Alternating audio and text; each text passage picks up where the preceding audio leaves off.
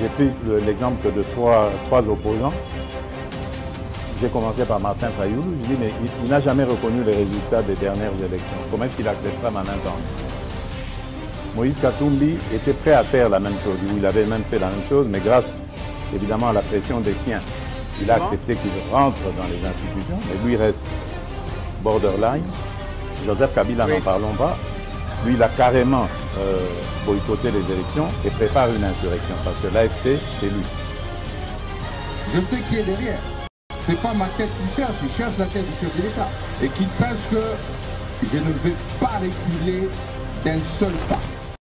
Mesdames et messieurs, de vous retrouver dans le cadre de notre émission Éveil Patriotique. Merci d'avoir choisi Balobela Peuple pour vous informer. Naïbe que déjà la plupart Nabino Bozolanda Biso Bosabona, déjà ceux qui n'ont pas s'abonner, il est grand temps à s'abonner la télévision du peuple et puis pour faire abonner 5 personnes, soit 5 personnes comme Kota Nayo faire abonner Bango, ça nous fera énormément plaisir. La République démocratique du Congo, ce grand pays au cœur de l'Afrique, souffre déjà il y a 30 ans, ça fait 30 ans que ces pays souffrent.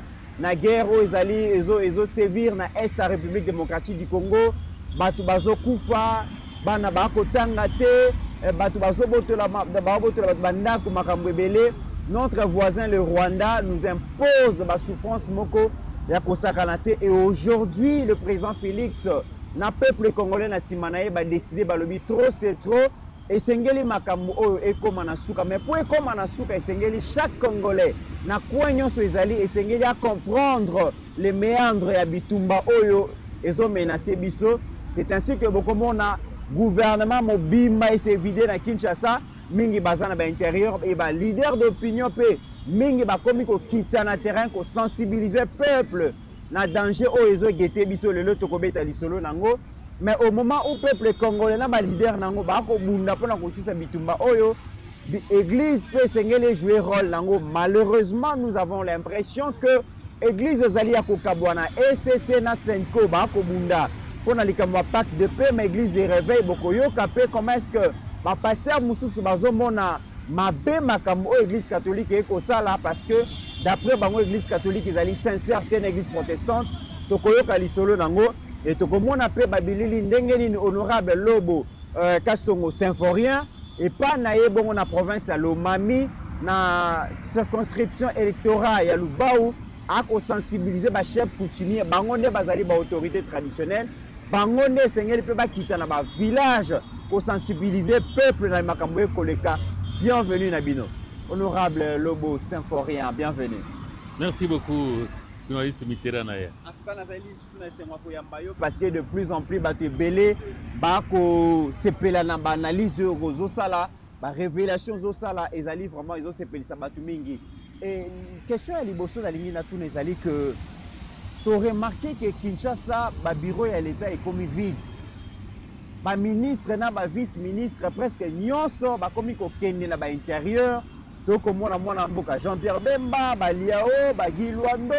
Tout le monde maintenant commence à sensibiliser.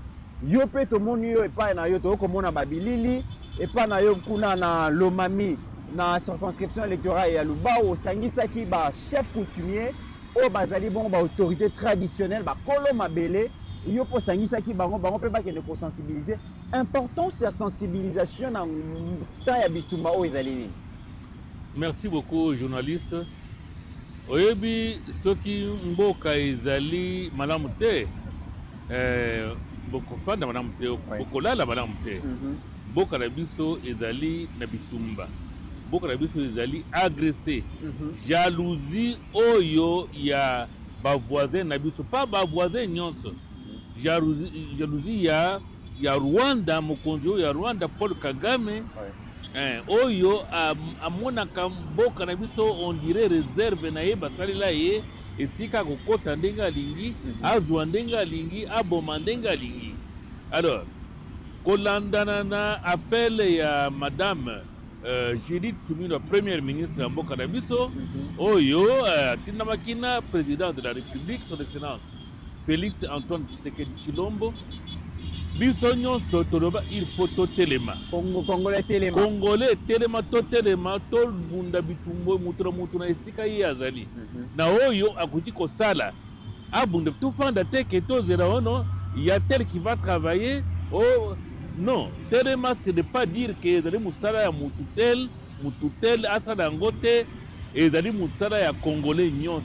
Et si ka ozali telema tozali komona ba musicien ba telemi, ba footballeur ba telemi, ba artiste comédien ba telemi, ba boxeur ba telemi, ba tout nyonso ba biro ba commerçant ba telemi, ba mama ba telemi pona ko sensibiliser pona ete monguna sentir vraiment que Congolais a telemi Congolais a boyina mabeli na ye bitumba oyo il faut biso nyonso tosala to gagner yango et qu'on profite ata mutu moko te ya koloba ke soki lelo ebiso to perdre bitumba to koma baumbu ya Rwanda to draki baumbu ya Belgique pendant 80 ans lelo to koma baumbu ya pays lokola Rwanda. Est-ce que zo mona ngo pesé normal?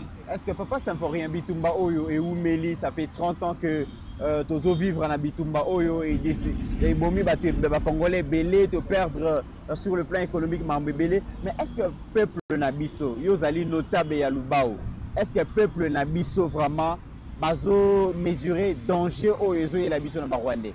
Oui, na sensibilisation. Oui. Bah tu vas comprendre. Oyebi biso territoire ya Lubao tokangami na province ya Maniema. Oui. Tokangami na province ya Tanganyika. Hein? Kuna ezali pembeni na Kivu.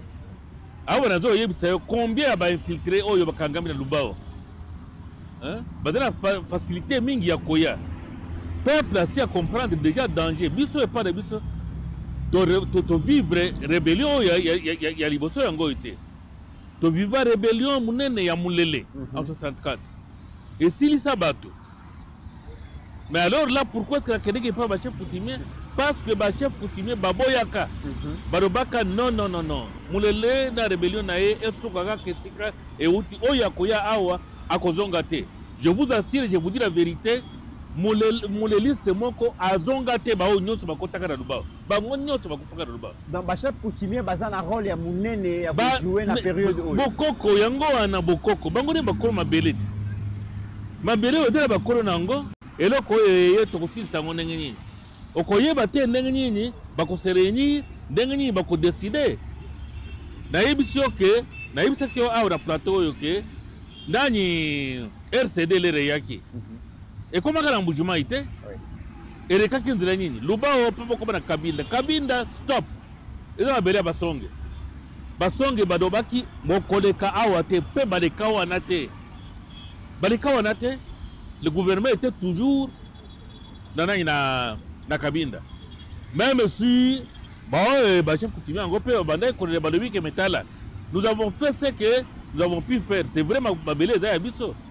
Mais mutu moko atala ta biso misote pour na koyebier biso les faits que merci. Est-ce que chef coutumier wana ya période wana ozobete la biso lisolo ya ba 64 la guerre à Mulele, aux Obétés, ma solo, il y a peut-être 1998.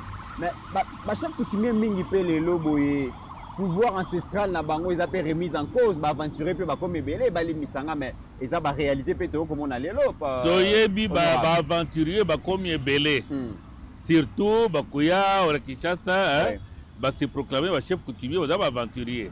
Mais ma chef oyo bafanda na ba place ya ba papa na bango o batikela bango bokoko bazali même ceux qui azamo na muke ko kanisa ki azamo na muke yebi eloko moko te ceux qui okei côté bokoko azali complet kaka lokola papa na yenenga azalaka ezali eloko moko ezaka lokola héritage. Alors ceux qui baboyi balobi ke babele na biso ezali ndenga balobi en tout cas na yebi tazo mona par quel miracle te yoko ya koleka okotra babele na bango omela mangi na bango olia eloko et pour ça na babele wana yo oya koleka. Voilà pourquoi tozo do baba chef coutumier ba kole mabele bango de ba kolo bana bango de ba kolo biloko nyonso oyo alors ba koleka ndenge ni il faut sensibiliser bango. Mot de soutien des chefs coutumiers et traditionnels ainsi que les notables du territoire de Lubao adressé à son Excellence Monsieur le Président de la République démocratique du Congo, Félix Antoine Tshisekedi Tshilombo. Nous, autorités coutumières et traditionnelles, ainsi que toute la notabilité du territoire de Lubao, sensibilisés par l'honorable Lobo Kasongo KLM, suivant l'appel lancé par Madame la Première ministre Judith Soumina Tuluka, Congolais Téléma. Réitérons notre soutien indéfectible au président de la République, au FARDC, ainsi qu'aux combattants Wazalendo pour la défense et l'intégrité de notre pays agressé par les Rwandais de Paul Kagame et ses valets de M23. Notre population tout entière est debout pour barrer la route aux agresseurs de notre pays, d'où qu'ils viennent. En tant que dépositaire des coutumes et traditions de notre peuple, nous vous demandons d'assurer avec persévérance et courage vos lourdes fonctions à la magistrature suprême, suivant la volonté estimée par l'ensemble du peuple congolais aux élections passées. Excellence, Monsieur le Président de la République, nous vous prions de bien vouloir compter avec notre engagement. Que vive son Excellence, Monsieur le Président de la République, que vive Madame la Première ministre, que vive la RDC. Je vous remercie. Bon. Si je prends acte, comme la dame a dit se faire, je prends acte. Merci. Est-ce que Esengeli peut motiver Bango? Motivation on a ali à l'olengeni parce que tu koloba awa que na makambo kitoko basalaka basalaka délaissé. Et qu'est-ce qu'il faut faire aujourd'hui pour na koyebisa ba chef coutumier que bozwa bokonzi na bino likolo ya ba mabele na bino? Motivation zali ya nature ni mitera na ya todo banano likambo wana. Ouais. Awa tozo lobo komona bilili ba chef coutumier ba fanda kana mboka moko te. Ouais. Mutura groupement na ye, mutura chefferie na ye, mutura na ba village na ye. Po bengi sabango nyonso badunga ba village na bango, baya sikoyo na centre et siko sensibiliser bango. Oko benga bango kaba denga wana baye makolo, bazongi bakolia te, bakomela te bazongi. Non. Il faut au casquer ba moyen. Hein? Alors, ce qui tozo sadango Tozo Sadango par amour de notre pays. Par amour de notre pays. Toko Sadango. Tozo la moyen à l'État, mais toko battre les cas à l'État wana, to bunda de sorte que bon carabiso etikala ini, bon konzi nabiso. To uti na élection et uti collègue. Ba pona ki mo konzi amboka. Constitution nabiso et lobby. Mutu moko do mandu kiteke na lingina ya ko do bokonzi. Mais alors, to respecter yango, ce que tu dois respecter yango te, et là même les chefs de groupement, bango nyo so ba cette place wa. Bazo yebi sa président de la République ba dobi ke peuple apodaki yo, o de kokota ki na fenêtre te. Sala musala na yo kota la simate ko banga te. Zala mo na mubali. Na courage toyebi ko zamana mumbali tellement tozali sima na yo. Mais alors wana toyebi ke ba tata na biso ba chef traditionnel ba chef de quartier nyonso bazalaki associé na sensibilisation wana. Très bien. Ba chef de secteur bazalaki na sensibilisation wana. Ba o nyonso bazalaki na territoire bazalaki na sensibilisation wana. C'est pour dire que tozali batu moko après oyo biso tosalaki mutura mutuso ki alongwe akeye pa na ye asala musala na ye. Très bien. Asala musala na ye a sensibiliser parce que bana il faut bakota musala soda. Batu bazo drainer pe ba masse mingi ezali bongo ba pasteur na ba prêtre parce que na mboka na biso République démocratique du Congo taux ya chrétienté eza vraiment élevé et ba pasteur baza ba leader d'opinion. pensez-vous vraiment que le pasteur na basango n'attend la guerre au sensibiliser suffisamment fidèle? Je crois que loko ezali sikoyo ezali ndeto luka moyen ya commettre batu nyonso devant ba responsabilité na bango. Ba pasteur lelo yo soki banguna bakoti nani ako sangisa banani ba église est-ce que ekokota mukolo nyinyi po bado bateke nani to prêcher ba. Donc voilà pourquoi les dangers n'épargnent personne. Ça n'épargne personne. Les dangers qui arrivent n'épargnera personne. Donc ba pasteur esika bazali. Ba évangéliste esika bazali. Ba couche sociale, société civile. Ba maman. Ba telema ko sensibiliser kotala. Oyo nani aye na mboka na biso. Oyo auti wapi azali ko kende wapi. Ko dénoncer si besoin oui. Mais raison pour laquelle Senkona ECC va prendre conscience que danger Zoya et Sengeli ko stopper yango, peut-être na voie ya dialogue. Mais proposition na bango mal vu na opinion pour Nanine. Pour Nanine Senkona ECC va inspirer confiance té. Tosi tolobi makambo wana mbale belé. Oui.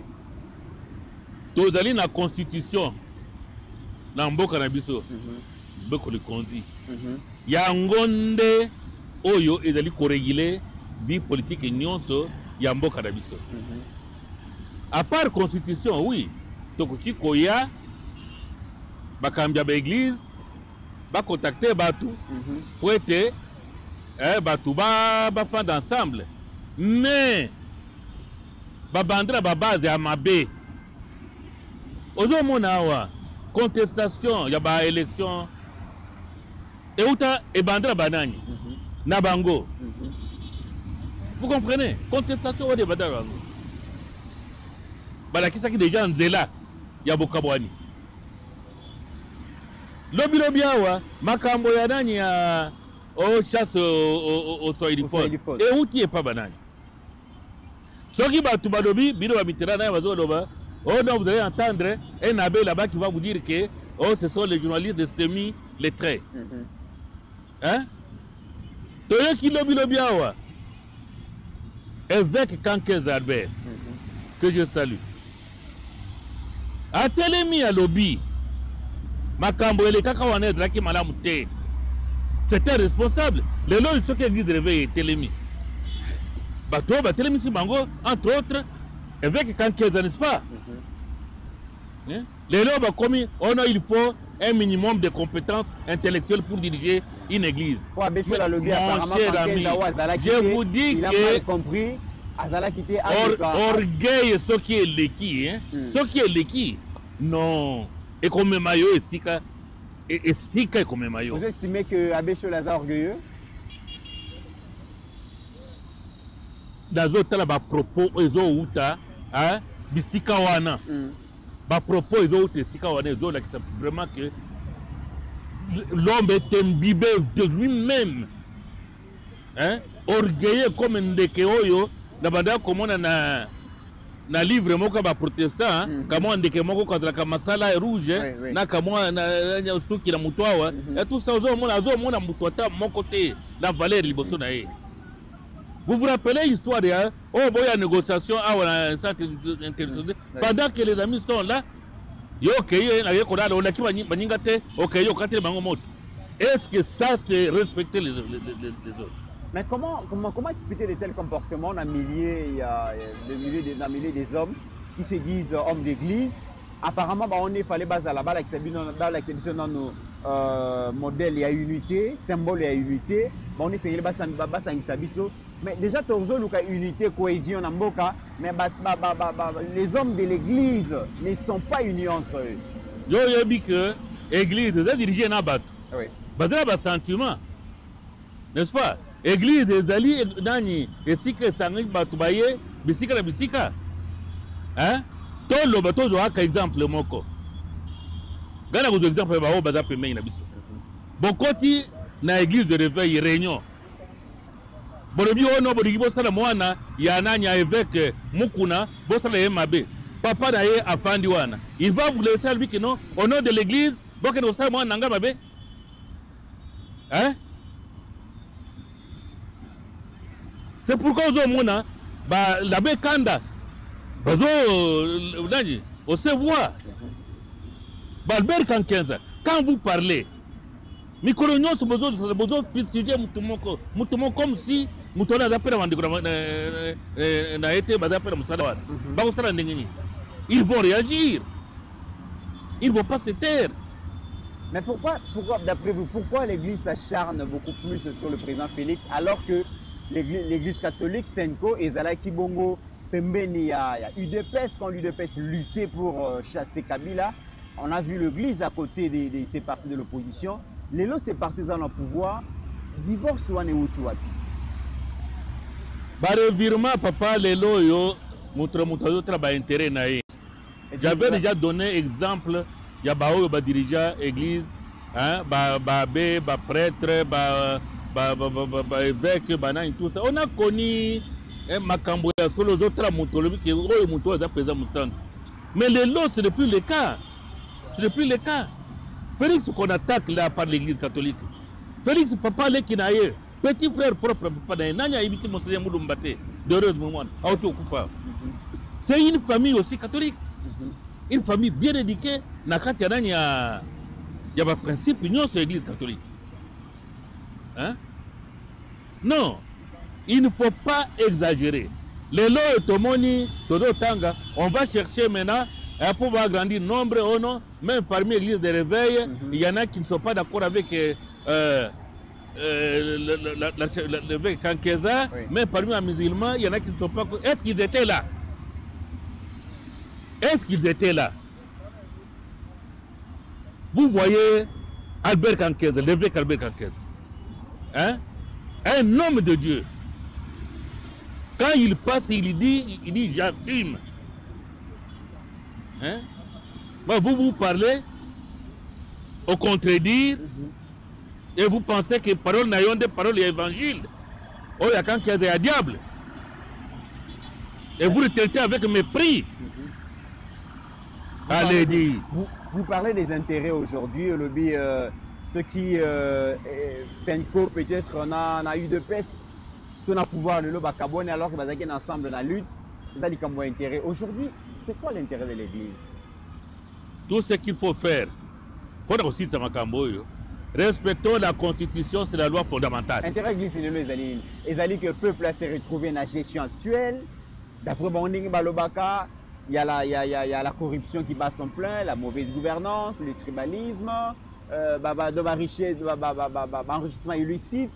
Alors, l'Église, elle prenait ma valeur, elle a gouvernance est ancrée sur ma valeur. Par rapport à la gouvernance qui on ne peut comparer que deux choses de même nature. Mais tu vois qu'on soit exemple dans la mauvaise gouvernance et les quantités.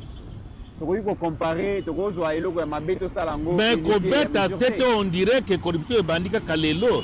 Ou bien mauvaise gouvernance Kalelo. Non, mais il y a quand même il faut que tu aies le Bilokoana. Ce qui est là que vous allez à ma bébé, il faut que tellement que le bango que non et le point est ma bébé tout ça la boy. Le justice. Est-ce que vous pensez que tout cela qui parle aujourd'hui, ce qui est là qui période, il y a 7 ans, 8 ans passés, ils pouvaient vraiment tenir ce langage ici, battez-les-mains. Hein? On sait comment la relation à Bango, les loyaux n'a pouvoir les à Kala. Hein? Ils sont toujours dans l'amour dans Bango. Mais on ne dit pas que bon, dans la telle ensemble était ou bien mais il faut rester au milieu du village comme église. Quand vous commencez à tituber, à marcher tantôt à gauche, tantôt à droite, alors là ça ne va pas. Mais si quand toujours c'est ça le danger qui gâte ma selle en dame. Tout ça,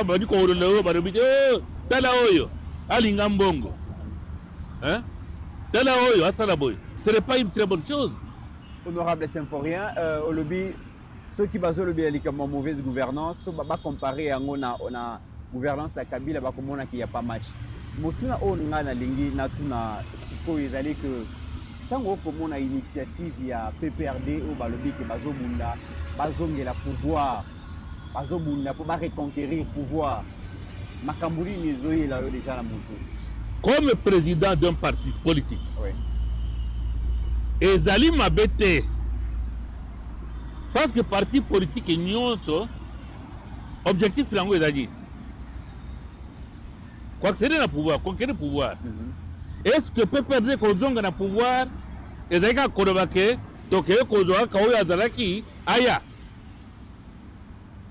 tout exemple là Ndeko Shadari Ramazani était candidat président de la République. Oui. Ça c'était le souhait du PPRD à conquérir le pouvoir. Mais il n'a pas été élu par la population. Il faut encore attendre le moment venu pour que ce soit Théo, soit Temoussou, soit Tenani, Oyo, Toko, Bimisa, pour affronter le suffrage de la population. Ce n'est pas que, oh non, il faut que Tombamboka, tout ça la boyer. Non, si nous on n'est pas là, il n'y aura pas quoi, le ciel ne va pas tomber, Lambert Mende, hein, mais ils disent que jusque-là, Kabila c'est le meilleur d'entre eux. Si c'est le meilleur d'entre eux, tant mieux. Tant mieux, Afanda. Afanda, à la moment, Oye Koya a déposé candidature, ceux qui va moniquer à remplir ma condition pour le lot. Parce qu'il y a des vérités, et Zobima. Oui. Mesdames et messieurs, au-delà de nos divergences d'opinion, la République démocratique du Congo reste et restera toujours plus grande que la somme de nos ambitions individuelles. En attendant, mesdames et messieurs, portez-vous bien, car chaque jour est une vie. Merci.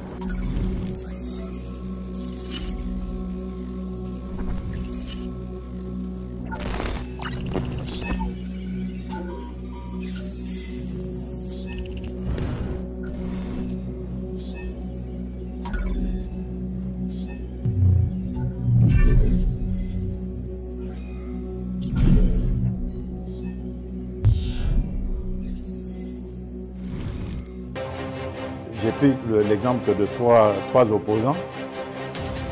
J'ai commencé par Martin Fayoulou. Je dis, mais il n'a jamais reconnu les résultats des dernières élections. Comment est-ce qu'il acceptera ma main tendue?